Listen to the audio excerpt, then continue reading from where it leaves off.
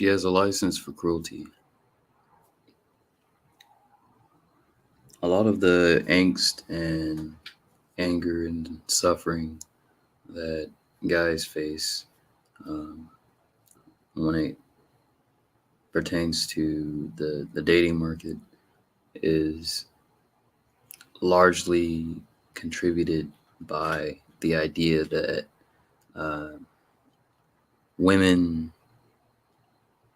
act the way they do, and there's no repercussion and there's no discussion on the effects that it has on a man. There is a pimp, there are pimps, and they kind of have this belief, and it's interesting. There's just one particular pimp.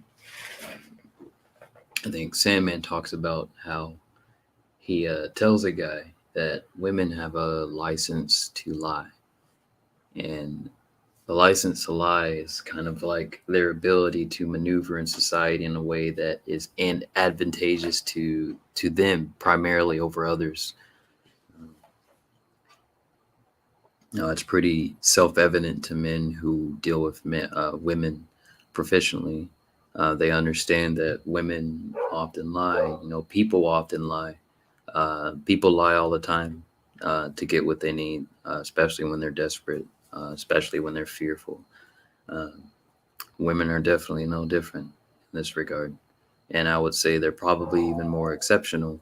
Um,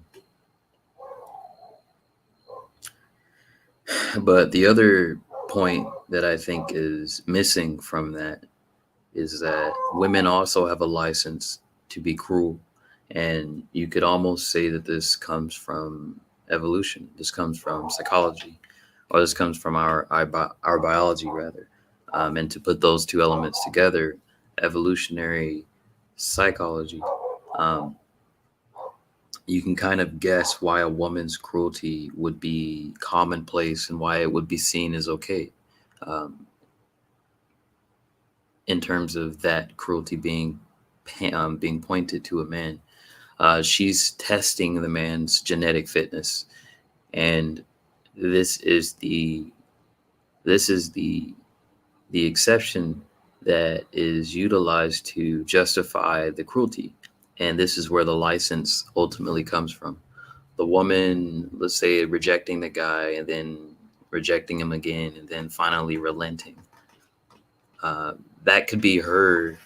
So that whole old school romance where she just kind of goes no, no, and then eventually gives in, that could be her testing his genetic fitness, seeing just how persistent he is, rejecting the man over and over again, and uh, kind of throwing things at him, essentially, just to test to see if he has enough confidence to be with her long term. Um, Now, of course, women want to test a man's strength. This is kind of a given, but the limits of where that line is drawn, I think, is where we're trying to recognize where that line is as a society, because uh, there are men being rejected left and right, and this is fine. There are women being rejected, right? Like rejection is a part of life. Um, but where it becomes an issue is when it becomes excessive, and for no reason, particularly for no reason, or yeah, excessive in force and excessive in the degrees of humiliation. In the last video, I talked about, or there's a thumbnail that showed a woman who the guy got rejected by her, and he just kept going on, and he just wouldn't really give it up, and he was trying to, badmouth her, and he was just having a really sour. He was a sore loser kind of mentality, but then the woman actually made him internet famous, and just made it even worse. But this was a way of getting herself attention, but then also calling out the guy, just saying, "Hey, look at this loser! Everyone, look at this loser!" Right? So the license for cruelty that women often have in a dating market is it's a topic that's not really discussed, but there are evolutionary, or at least fitness, biological reasons as to why this is coming up and why it's happening, and why we look at very cruel behavior from them as normal. Our perception could be coming from the fact that we are competing with men. At least men are competing with other men in order to get women. So we see the tests that they throw at men as a fair game, right? But as a society, I guess we're trying to figure out, or I hope we're trying to figure out, where the line of this cruelty ends and where it begins. Because, uh, like a license for cruelty. So, for example, like paternity, not knowing if the child is yours. Very big, very serious. There are a lot of men who don't know that they're not even raising their own child. Uh, Another thing, uh, besides paternity, having your reputation tarnished by a woman for accusations against you that are untrue. Now, if this happens, then you would still likely be punished.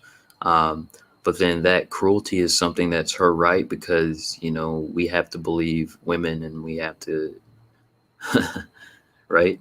Um, who knows where this line is drawn? Who knows uh, where this line is? Because where we're at now, it's kind of like their nature in a lot of ways is unfettered, it's untempered, and there's no real coming back from it. And we know that there are negative aspects to male nature. This is obvious, right? And there are a lot of ways that this is being controlled. But I don't think the modern world has really adapted to the true nature of women. And I don't think we've really figured out.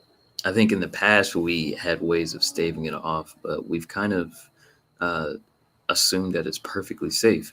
I hear women saying all the time that if more women ruled, then the world would be safe. It'd be safer.